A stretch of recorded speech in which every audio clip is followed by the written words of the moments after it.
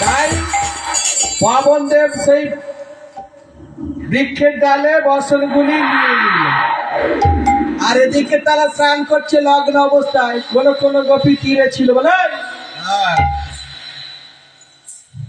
আর এখানে বসনগুলো ছিল। কি হলো? কে নিয়ে গেছে? ওরা নিয়ে গেল কি? এবার এরা তো লগ্ন অবস্থায় ভয়ে কি করছে, তাড়াতাড়ি করেছে, সবাই জলে ঝাঁপ দিয়েছে, দিয়ে বলা বলি করছে, দেখ আমাদের বসন নাই, কোথায় গেল? এবার এই অবস্থায় কি করে বাড়ি ফিরবি? আমরা কুলবধূ ঘরে, আমাদের মান আছে, সম্মান আছে, সংসার আছে, স্বামী আছে, পুত্র আছে, কিভাবে ফিরবো? এইভাবে তো ফেরা যাবে না। তখন কি হবে? ওর ভয়ে তো তারা দাঁড়িয়ে গেছে। জল যখন ঢেউ দেবে মা, উপরের বস্তু কিন্তু দেখা যায় না, আর যখন ঢেউটা থেমে গেছে সবাই থিতু, জলও থিতু। দেখছেন কি গোবিন্দ আমার সেই মুরলী বাঁশি বাজাচ্ছেন, আর বাজিয়ে বাজিয়ে কি করছেন? চরণ দোলা দিতেছে, চরণ দোলা দিতেছে,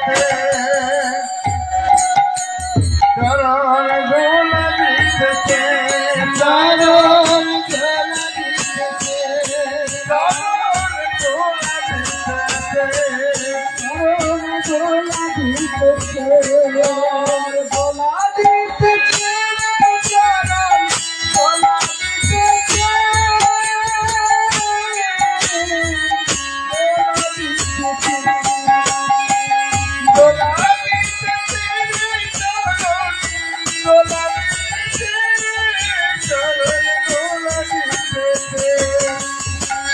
দিতেছে, চরণ দোলা দিতেছে,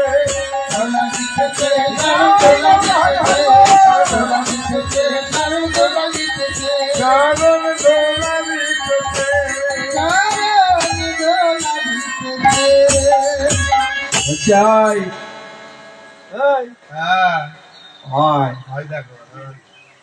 তুলে দিয়েছে।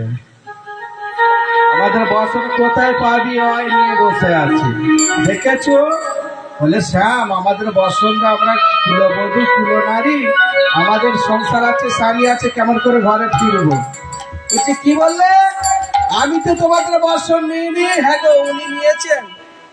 কেউ দেখেছি কি জিজ্ঞেস করে? দেখেছো কেউ? দেখো মা, তাহলে সঙ্গে কেন বলছি? শিক্ষা হওয়া বাবা, দেখো কেমন জেগে জেগে এখনো দেখছি। ভগবান যেন মঙ্গল করে।